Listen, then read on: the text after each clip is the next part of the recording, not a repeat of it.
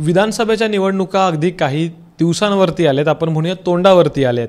आणि अशा वेळेला कोकणातला एक मतदारसंघ सध्या चर्चेत आहे, तो म्हणजे विद्यमान उद्योगमंत्री उदय सामंत यांचा मतदारसंघ. याचं कारण असं आहे की महायुतीतलाच एक चेहरा माजी आमदार राहिलेले बाळ माने त्यांच्या विरोधात लढण्याची तयारी करतायत का, ते उभे राहणार का, या चर्चा सुरू आहेत. आणि त्याबाबतच्या सगळ्या चर्चांवरती बोलण्यासाठी माझ्यासोबत स्वतः बाळ माने आहेत. सर, मुळात विषय आहे की चर्चा होणं, इच्छुक असणं हे प्रत्येक राजकीय नेत्याचं म्हणजे राजकारण म्हटलं की त्या गोष्टी आल्याच. पण सध्या तुमचे बॅनर्स जे आहेत ते खूप इंटरेस्टिंग आहेत. परिवर्तन होणार, परिवर्तनाचे बॅनर म्हणजे अगदी राजकीय इव्हेंट असो किंवा मग गणेशोत्सव, या ठिकाणी लावलेल्या प्रत्येक बॅनरवरती परिवर्तन हा शब्द अगदी प्रकर्षानं दिसतो. त्याचा नेमका अर्थ काय आहे? असं आहे, मी भारतीय जनता पार्टीचा निष्ठावंत कार्यकर्ता गेली अनेक वर्ष आहे. कैलासवासी यशवंतराव माने हे माझे वडील, यांनी जनसंघापासून काम सुरू केलं. आमची दुसरी पिढी, तिसरी पिढी मिहीर मानेच्या रूपानं सुरू आहे. आणि त्यामुळे आम्ही विचारधारा, एक आयडियॉलॉजी, एक तत्त्वज्ञान, राष्ट्रीय संघाचा आम्ही मानणारे कार्यकर्ते आहोत. स्वाभाविकपणानं भारतीय जनता पार्टी ही निवडून आली पाहिजे, पार्लमेंट ते पंचायत, हा आदरणीय मोदी साहेबांचा मंत्र आहे आम्हाला, किंवा आदरणीय अमितभाई शहांचा आम्हाला मंत्र आहे. आणि त्यामुळे लोकसभेच्या वेळेला जर आपण पाहिलं असेल, रत्नागिरी सिंधुदुर्ग लोकसभा मतदारसंघ हा जवळजवळ भारतीय जनता पार्टीला मिळणारच नव्हता. परंतु संघ परिवार, भारतीय जनता पार्टी या सगळ्यांनी आम्ही प्रयत्न केले आणि भारतीय जनता पार्टीचा कमळाचा उमेदवार म्हणून नारायण राणे साहेबांचं तिकीट जाहीर झालं. आणि अशक्यप्राय वाटणारा विजय हा शक्य झाला आणि नारायणराव राणेसाहेब निवडून आले. आणि त्यामुळं भविष्यामध्ये सुद्धा पार्लमेंट ते पंचायत या तत्वानुसार भारतीय जनता पार्टीचा आमदार असेल, अन्य पदाधिकारी असेल, अन्य लोक हे निवडून यावेत हा आमचा प्रयत्न आहे. आणि 2014 साली जर आपण पाहिलं असेल तर अचानक त्या ठिकाणी भाजपा शिवसेना युती तुटली. आणि त्याच्यानंतर काय झालं आहे समस्त महाराष्ट्रानं देशानं पाहिलं आहे. आणि त्यामुळं 2019च्या विधानसभानंतर 100% भाजपा हे सूत्र घेऊन आमचे अध्यक्ष प्रदेशाचे बावनकुळे साहेब यांनी 288 विधानसभा मतदारसंघामध्ये भारतीय जनता पार्टीची संघटनात्मक ताकद अधिक मजबूत व्हावी आणि जर वेळ आली तर भारतीय जनता पार्टीचे आमदारकीचे उमेदवार हे 288 ठिकाणी उभे करावेत, अशा प्रकारचा आमचा एक संकल्प आहे.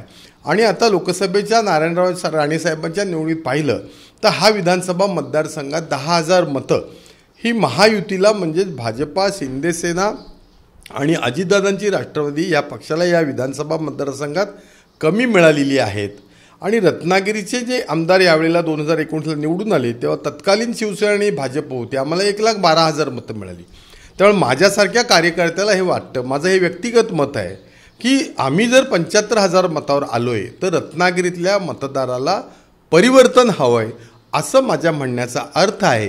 आणि लोकशाहीमध्ये संख्याशास्त्राला महत्त्व आहे. तर या ठिकाणी महाविकास आघाडीला 85,000 मतं रत्नागिरी विधानसभेत आत्ता लोकसभेला मिळाली. आणि लोकसभेला भारतीय जनता पार्टीची जी काही महायुती होती यांना 75,000 मतं मिळाली. राणेसाहेबांना सिंधुदुर्ग जिल्ह्यामध्ये 1,00,000 मतं मिळाल्यामुळं आज आम्हाला हा विजय मिळाला आहे. आणि त्यामुळं मतदाराच्या मनामध्ये परिवर्तन करायचं आहे असं माझं एक मत आहे. मला एक सांगा, तुम्ही असं म्हणताय का की जी मतं कमी मिळाली त्यासाठी कुठेतरी शिवसेना भाजप युती असेल, विद्यमान आमदार त्यांची ताकद कुठेतरी कमी पडली, आणि दुसरी गोष्ट तुम्ही म्हणताय की हा मतदारसंघ लोकसभेसाठी भाजपला मिळाला, सो रत्नागिरीच्या मतदारसंघावरती देखील भाजप दावा करते? कारण तुम्ही यापूर्वीचे तुमचे व्हिडिओज किंवा तुमचे स्टेटमेंट्स हे जगजाहीर आहेत, पण त्यानंतर देखील हा प्रश्न पुन्हा उपस्थित होतो. 100% माझं यातलं मत आहे. मी माझ्या पक्षाच्या नेत्यांनाही सांगितलेलं आहे की भारतीय जनता पार्टीनं 6च्या 6 विधानसभा रत्नागिरी सिंधुदुर्ग लोकसभा मतदारसंघात ह्या लढवल्या पाहिजेत. त्या ठिकाणी विजय मिळू शकतो अशी स्थिती आहे. आज नितेश राणेसाहेब त्या ठिकाणी विद्यमान आमदार आहेत. सिंधुदुर्ग जिल्ह्यातल्या 3 विधानसभामध्ये भाजपला चांगलं बहुमत आज या ठिकाणी मिळालं आहे. आणि रत्नागिरी, राजापूर, चिपळूण या ठिकाणी जर पाहिलं आहे तर भाजपचं मतदान चांगल्या पद्धतीनं टिकलेलं आहे. अन्य पक्षांची मतं मिळालेली नाहीत अशा प्रकारचा निष्कर्ष मी नाही काढला आहे, तुमच्यासारख्या पत्रकारांनीच काढलेला आहे.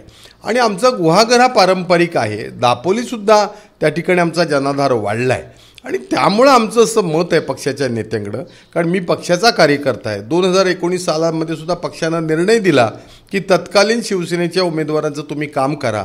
आम्ही अत्यंत प्रामाणिकपणानं तळमळीनं काम केलं. त्याचं फळ भारतीय जनता पार्टीला काय मिळालं किंवा आजसुद्धा काय मिळतंय हे आम्ही सगळे भोगतोय. आणि त्यामुळं आम्ही स्वाभाविकपणानं या ठिकाणी एक अँटी इन्कम्बन्सी दिसते आणि त्यामुळं जर एक चेंज ओव्हर केला, भारतीय जनता पार्टीला जर ही सीट जागा मिळाली रत्नागिरीची, तर या ठिकाणी भाजपचा आमदार होऊ शकते, माझं व्यक्तिगत मत आहे. पण मला एक सांगा, मित्र पक्षाचे जे आमदार आहेत, विद्यमान आमदार उद्योगमंत्री आहेत, त्यांनी कुठे जावं? म्हणजे भाजपला सीट मागत असताना मग हा प्रश्न येतोच की उपस्थित. युती धर्म नेमका असं म्हटलं जातं की कदाचित युतीमध्ये जी सीट आहे ती त्या पक्षाला सध्या विद्यमान आमदार बघून सोडली जाऊ शकते, असा एक बेसिक फॉर्म्युला म्हटलं जातं आहे.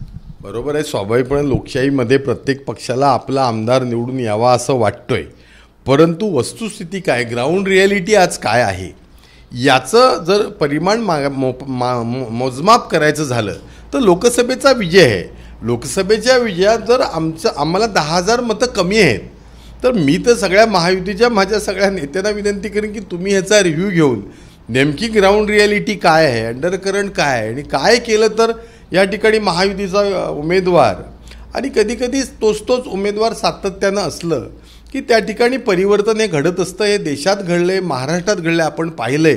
अनेक दिग्गज मंत्री, लोकसभेला असलेले दिग्गज खासदार, भाजपचे कार्यक्षम असलेले खासदार हे अँटी इन्कम्बन्सीमुळे त्या ठिकाणी पराभूत झालेत. आपण पाहिलं तर आता प्रत्येकाचा बघण्याचा दृष्टिकोन महत्त्वाचा आहे. एखाद्याला पाण्याचा अर्धा ग्लास रिकामा वाटतो, अर्धा ग्लास भरलेला वाटतो. त्याप्रमाणे प्रत्येकाचं ॲसेसमेंट आणि कोणी कुठं जावं, काय करावं हा त्या पक्षाचा निर्णय. तो काय सल्ला देण्याचा माझा कोणताही नैतिक अधिकार नाही.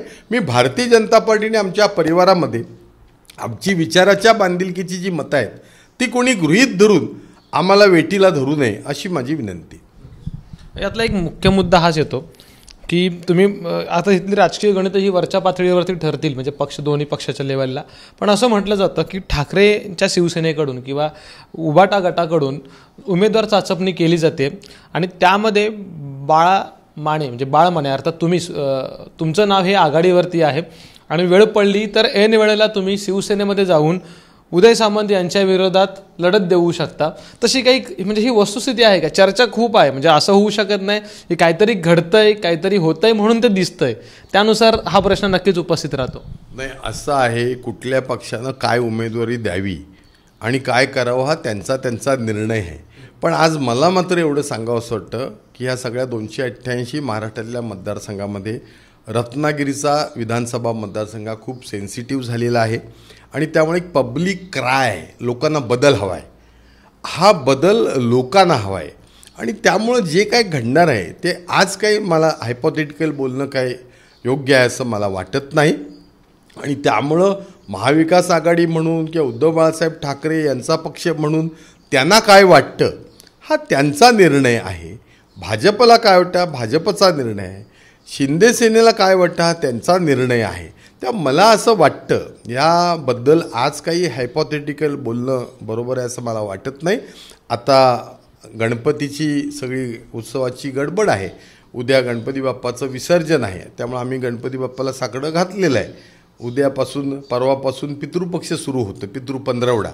आणि आपल्या सगळ्या हिंदू धर्मामध्ये आपण हा पितृपंधरवडा एक असा प्रमुख मानत असतो, आपल्या पूर्वजांचं स्मरण करणं. आणि त्यानंतर नवरात्र, घटस्थापना होते. त्यामुळं घटस्थापना किंवा विजयादशमी, आता विजयादशमीला स्वाभाविकपणे पूर्वपरंपरा आपण असं म्हणतो की सीमोल्लंघन करायचं असतं, काही चांगले संकल्प, चांगली उद्दिष्ट करायचे. गेल्या वर्षीसुद्धा मी विजयादशमी ते दीपावली अशा प्रकारचं एक परिवर्तन यात्रा रत्नागिरीमध्ये संपर्क यात्रा काढली होती. घर चलो अभियान आम्ही केलं होतं, संपर्क आम्ही केला होता, त्याचा फायदा लोकसभेला झाला. त्यामुळे आता पुढचा काळ ठरवेल येत्या महिनाभरामध्ये की काय आहे ते. मला असं वाटतं की भारतीय जनता पार्टीचा आमदार हा रत्नागिरीत निवडून येऊ शकतो अशा प्रकारची स्थिती आहे. पण मला तुम्ही सीमोल्लंघनाचं म्हटलात तर वेळ पडली तर निवडणुकीसाठी बाळा माने हे सीमोल्लंघन करणार का? त्यांना ते आवडेल का? आणि दुसऱ्या कुठल्या पक्षातून जर का उमेदवारी मिळाली तर मात्र तुमचा चॉईस काय असणार आहे? नाही, असं आहे की ह्या रत्नागिरी मतदारसंघाबद्दल खूप सेन्सिटिव्ह प्रतिक्रिया जनतेच्या, सर्वसामान्यांच्या आहेत. विकासात्मक प्रक्रिया असेल, सत्तेचा दुरुपयोग असेल आणि त्या ठिकाणी मीच म्हणेल ते धोरण बांधील ते तोरण. आज माझ्या मिऱ्या गावामध्ये सुद्धा MIDC लादली जाते. आज हे उद्योगमंत्री आहेत, त्यांनी काही म्हटलं आहे. मी त्या गावात राहतो. कैलासवासी बाळासाहेब सावंत, PK सावंत जे ह्या राज्याचे काही काळ मुख्यमंत्री होते, गृहमंत्री होते, कृषी मंत्री होते. एका अर्थानं मी त्यांचा गावचा सुपुत्र, त्यांचा वारसदार आहे आणि मला गावासोबत राहणं हे गरजेचं आहे. आणि अशा प्रकारे भाजपचे 105 आमदार असताना 40 आमदारांच्या पक्षाचा उद्योगमंत्री जर एखादी भूमिका आमच्यावर लादत असेल तर ग्रामस्थ मला विचारणार 105 आमदारांचा भारतीय जनता पार्टी काय करतोय. आणि त्यामुळं मी त्याला बांधील आहे. आणि अजूनपर्यंतचा ट्रॅक रेकॉर्ड उद्योगमंत्र्यांच्या घोषणांचं पाहायला गेलं तर मी मागे असं म्हटलं होतं की त्यांच्या घोषणांचा गेल्या 20 वर्षाच्या जर एकत्र केल्या तर एक छानपैकी ग्रंथ तयार होईल असं मी वक्तव्य उघडरित्या व्यक्त केलं. आणि त्यामुळं रत्नागिरीची करबुड्यामधली पंचतारांकी MIDC ती घालवायला हेच होते. त्याचबरोबर मी जिल्ह्याचा अध्यक्ष 2017 साली असताना रिफायनरीचा 3 लाख कोटीचा प्रकल्प असताना हे कुठे होते ते मला माहिती नाही. तेव्हा सौदीच्या राजाचा पुतळा आणि माझा जिल्हाध्यक्ष भाजपचा बाळमानेचा पुतळा ज्या लोकांनी जाळला आहे हा रत्नागिरीकरांनी पाहिलेला इतिहास आहे. आणि त्यामुळं वेळ बदलली की ह्यांच्या घोषणा बदलतात. आज त्या ठिकाणी वाटतची MIDC आमचं स्टरलाईटच्या इथली जी MIDC म्हणजे याला बाल्कोची MIDC आपण म्हणतो जे भूसंपादन 50 वर्षापूर्वी झालं यांना करता आलं असतं तर 2 वर्षामध्ये त्या ठिकाणी काही उद्योग करता आले असते. आणि मिऱ्या हे हॉर्टिकल्चर आहे. मिऱ्यामध्ये वनौषधी आहेत. पर्यावरणदृष्ट्या अत्यंत महत्त्वाचं आहे. तिथं कोणतंही लॉजिस्टिक पार्क या कुठलीही जेट्टी टेक्निकली फिजिबिली होत नाही असं माझं जबाबदारीचं म्हणणं आहे. आमचा असलेला भारतीय शिपयार्ड गेला तिथले 3-4 हजार आमचे बांधव आज देशोधडी लागली गेली 10 वर्ष झाली त्याची काळजी कोणी घेतली नाही. रत्नागिरीची JK फाईल बंद पडून देशोधडीला ते लोक गेले कामगार. आणि नव्या घोषणा इलेक्शन आल्यानंतर करणं खरं तर मिऱ्याचा दगड आम्ही त्या भगवती बंदराच्या कार्गो जेटीसाठी पोर्टसाठी दिला आहे 1970 साली. आज 50 वर्ष झाली. ते बंदर तर पूर्ण करणं गरजेचं होतं. ते करावं. विकासाला आमची नाही आहे परंतु हेतू शुद्ध नाही आहे. ज्या काही नोटिसीस आल्यात अजून वारच तपासलं नाही. आम्हाला आता गाववाल्यांशी बोलणार आहेत ह्याला काही अर्थ आहे असं मला वाटत नाही. आपण जर 4 वेळेला निवडून आलेले आमदार इथले आहात तर तुम्हाला इथल्या माणसांची कदर असली पाहिजे. तुमचेसुद्धा कार्यकर्ते आमच्या गावामध्ये आहेत. त्यांच्या माध्यमातून आमच्या गावाला जर आधीच बोलवलं असतं किंवा तुम्ही आमच्या गावात आला असता 2019 साली महायुती म्हणून देवेंद्रजी मुख्यमंत्री व्हायला पाहिजेत म्हणून या महाशयानं आम्ही भाजपवाल्यांनी मतदान केलं आहे. आता ते सोयीस्कर विसरलेत. त्यामुळं आज गाव एकत्र आल्यानंतर गावामध्ये प्रक्षोभ झाल्यानंतर मग मी विचारात घेतो हे आफ्टर थॉट आहे. त्यामुळं बैल गेला झोपा केला अशी स्थिती आहे. आणि मग मी असे करीन मी तसे करीन पळता भोई थोडी होईल. घोडा मैदान जवळ आहे कुणाची पळता भोई थोडी होणार आहे हे आपण पाहूया. आणि त्यामुळं मी गावाचा ग्रामस्थ असल्यामुळं ग्रामस्थांना मी सांगितलेलं आहे की अशा प्रकारचं काही आधी मुळात होणार नाही. होणार असतं तर महायुती म्हणून आदरणीय देवेंद्रजी माझे सगळ्याचे नेते यांनी आम्हालासुद्धा बोलवलं असतं आम्हाला सांगितलं असतं. त्यामुळे ह्या परस्पर काही घोषणा होत आहेत. खाजगीमध्ये मला सांगण्यात येतं की नाही हा देवेंद्रजींचाच प्रोजेक्ट आहे. आता देवेंद्रजींना वेळोवेळी आम्ही भेटतो बोलतो ते मला बोलले असते. मी त्यांचा एक चांगला प्रामाणिक सहकारी आहे निष्ठावान मित्र आहे त्यांचा आहे. त्यामुळं अशा प्रकारचं भारतीय जनता पार्टीकडनं किंवा सरकारमधली भारतीय जनता पार्टी आहे त्यांनी जर काहीच सांगितलं नाही आणि हे परस्पर असं करतात मला असं वाटतं की ह्यांची कामाची जी स्टाईल आहे ती एखादं संकट आलं म्हणून दाखवायचं आणि मग ते संकट मी दूर करतो म्हणून म्हणायचं मी तुम्हाला मदत केली म्हणायचं हे एक त्याला मोडस ऑपरंडी जी म्हणतात क्रिमिनल लँग्वेजमध्ये दिस इज द मोडस ऑपरंडी ही आहे की लोकांनी मग यायचं. आमचं आम्हाला MIDCचं पाणी त्या ठिकाणी गेली 30 वर्षे मिळते पण ते पण नीट मिळत नाही. आज पाऊस असताना 4-4 हजार मिलीमीटर पाऊस रत्नागिरीत पडतोय. हरचेरीच्या धरणात पाणी आहे पण MIDCची आणि आमचं मिऱ्याची जी पाणी योजना प्रादेशिक योजना ही 40 वर्षापूर्वी झाली. कैलासवासी आमदार कुसुमते अभ्यंकर असताना शिवाजीराव गोतळ मी असताना आज तिथं पुरेसं पाणी मिळत नाही. याचा अर्थ हे सगळं मॅनमेड क्रायसिस तयार करायच्या आणि मग लोक आपल्याकडे आली पाहिजेत मग आम्ही ती समस्या सोडवतो. हे सगळ्या रत्नागिरींनी पाहिलेलं आहे. आणि त्यामुळं मला असं वाटतं आम्ही मिऱ्याचे जे ग्रामस्थ आहोत ह्या सगळ्यांनी ठरवलेलं आहे आम्हाला विकास हवा आहे. आमची जी भारतीय शिपयार्ड जी आहे शिप बिल्डिंग किंवा शिप रिपेअर यार्ड ते करून तिथं रोजगार देऊया. आणि बाकी छानपैकी मिऱ्या हे जागतिक पर्यटन केंद्र म्हणून आमचं आम्ही त्या ठिकाणी करू. त्या ठिकाणी भूसंपन्नाची गरज नाही आणि अनेक ठिकाणी अनेक उद्योग व्यवसाय हे विथ कन्सेंट म्युच्युअल कन्सेंटनी लोक जमिनी देतात. त्याच्याकरता ॲक्विशन करायची गरज असते अशी आवश्यकता नाही. आता अनेक ठिकाणी MIDCची भूसंपादनं महाराष्ट्रामध्ये होण्यामागचा एक नेक्सस काय आहे तो लक्षात घेतला पाहिजे. तिथं इन्व्हेस्टर येतात ते इन्व्हेस्टर जमिनी घेतात मग त्या इन्व्हेस्टरच्या जमिनी MIDCकडनं घेतल्या जातात. माझं तर म्हणणं माझा सेंट्रल ब्युरो ऑफ इन्व्हेस्टिगेशनवर विश्वास आहे. असे रत्नागिरीतले काही एक टेस्ट केस म्हणून ज्या जमिनींचं भूसंपादन झालं आहे त्याचा नेक्सस CBIने तपासावा की नेमका हेतू काय आहे, कोणाकरता काय झालं, खरोखर उद्योग तिथं होणार आहे म्हणून झालं आहे की त्या ठिकाणी गुंतवणूकदारांना पैसे मिळाले पाहिजेत म्हणून डिक्लेरेशन करायचं आणि तिथं काहीच करायचं नाही. आता बारसूची MIDC होणार असं म्हणत होते. आता काय वेळ गेला, 2 वर्ष झाली, काय ते करा. त्या बारसूमध्ये एक ट्रेस केस होईल, आणखीन कुठले डिफेन्सचे प्रोजेक्ट येणार आहेत, आम्ही वेलकमच करतोय कुठल्याही प्रोजेक्ट. आता ह्या ठिकाणी बाल्कोचा जिथं जमीन पूर्वी होती 10 रुपये गुंठ्यानं जमीन घेतले, तिथं जर 10,000 कोटीची इन्व्हेस्टमेंट होणार आहे तर 150-200 कोटी रुपये लागत आहेत. एक पॅकेज तयार करूया. MIDCच्या कायद्यामध्ये पुनर्वसनाचा कायदा ज्याला PAP म्हणतात त्याच्यात बदल करूया. मायबाप सरकार आहे, कायदा बदल करू शकतो आपण. आणि त्या भूमिपुत्रांना त्यांच्या वारस झालेत, 50 वर्षे गेली, त्यांना काही मिळत नाही, तिथं 1.5 गुंठा त्यांना 2 गुंठे जमीन देऊन ते काही होणार नाही. एक वेगळं पॅकेज करा. पण मला एक सांगा, म्हणजे तुम्ही म्हणजे अगदी खूप मोठा आरोप केला ते करताना की CBI चौकशी किंवा सेंट्रल ब्युरो ऑफ इन्व्हेस्टिगेशनचं जमीन खरेदी विक्रीचं, तुम्हाला नेमकं म्हणायचं काय आहे? मला एवढंच म्हणायचं आहे, लांडगा आला रे आला अशा प्रकारचं सगळं रत्नागिरीतलं चित्र आहे. आज शाश्वत विकास रत्नागिरीचा करायचा झाला तर तो व्हायला पाहिजे. 20 वर्षे जनतेनं ह्यांना संधी दिली, आम्ही पण महायुती म्हणून ह्यांना संधी दिली. आज 20 वर्षात ते काय झालं, काय त्या गोष्टी सांगतात ह्या त्यांच्या नाही आहेत, ह्या सरकारने केलेल्या योजना. विमानतळ सेंट्रल गव्हर्नमेंटने आणलेला, त्याच्यात काय भाजपचा रोल नाही. विमानतळात ह्यांनीच एकट्याने विमानतळ आणला, तेव्हा असं होत नाही. आणि म्हणून जमिनीपुरतं मी असं म्हणतो की CBIचा जो मी विषय केला ते बारसू आणि त्या ठिकाणी राजापूरमधली झालेली जी जमिनीची भूसंपादन आहेत त्याचं करावं ना. आणि तिथं कारखाने आणं नाही कोणी म्हटलंय ना, आज काय थांबलंय?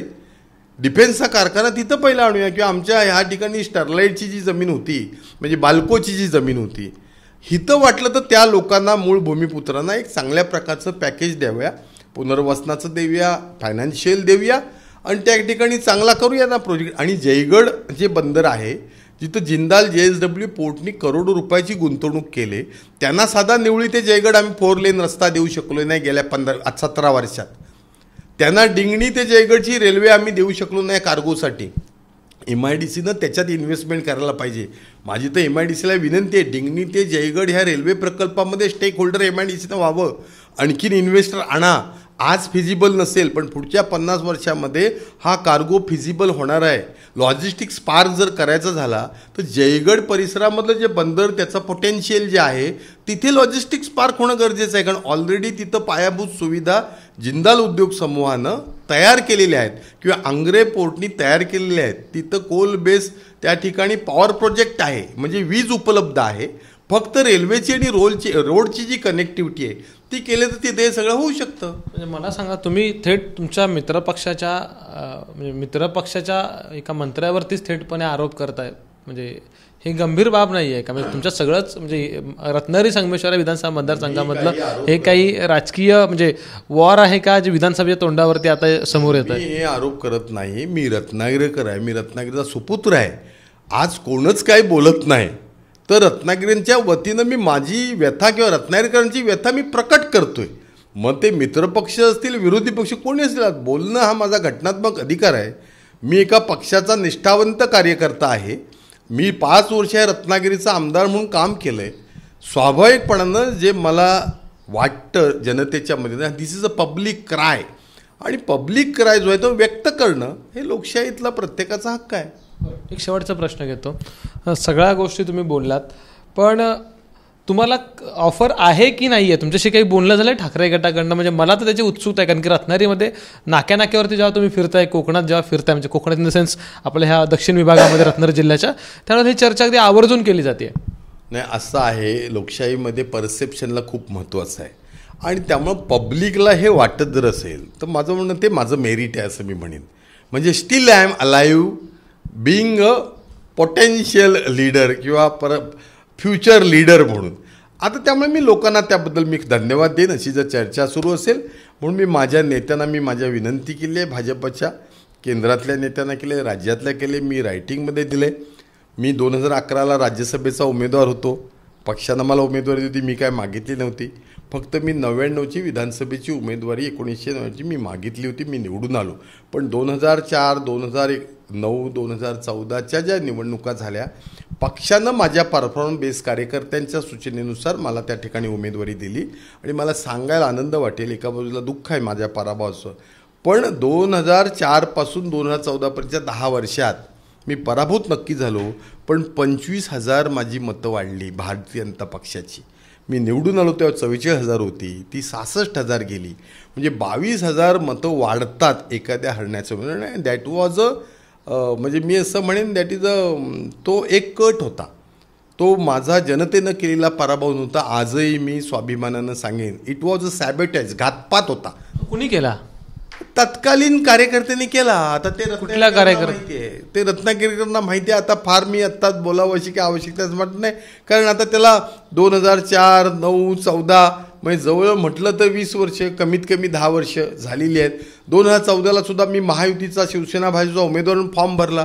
उमेदवारी युती तुटल्यामुळे कोण कुठं कोलांट्या उड्या मारल्या. खरं तर कोलांट्या उड्या मारण्याची गरज नव्हती. आपापला पक्ष ज्याला 10-10 वर्ष जर आपण लोकप्रतिनिधी आहोत तर त्या पक्षातनं निवडून यायला पुढचं तिकीट घेऊन आपल्या श्रेष्ठींकडनं बी फॉर्म घेतात आणि परत ते बदलतात. ह्याचा अर्थ काय आहे मला काय माहिती आहे. तर रत्नागिरीकर सजग आहेत, ते योग्य तो निर्णय घेतील. तर ही गोष्ट खूप महत्त्वाची आहे, म्हणजे सध्याच्या कोकणातल्या राजकारणात जी घडते ती, किंवा विशेषतः रत्नागिरी संगमेश्वरमध्ये. कारण की बाळ माने यांनी आता जी काही माहिती दिली, जी काही चर्चा केली, की ज्या काही प्रतिक्रिया दिलेल्या आहेत त्या खूप बोलक्या आहेत. मला वाटतं प्रेक्षक देखील तितकेच जाणते असतात, त्यांना देखील म्हटलं की ताक ओळखण्याची सवय आता झालेली आहे. कारण की राजकारणात त्यांना अधिक रस असतो, त्या सगळ्या गोष्टी जाणून घेण्याचा प्रयत्न करत असतात.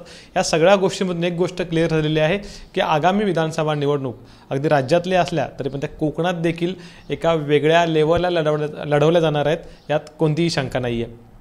कॅमेरामॅन महबूब शेखसह अमोल मोरे, एबीपी माझा, रत्नागिरी. एबीपी माझा, उघडा डोळे बघा नीट.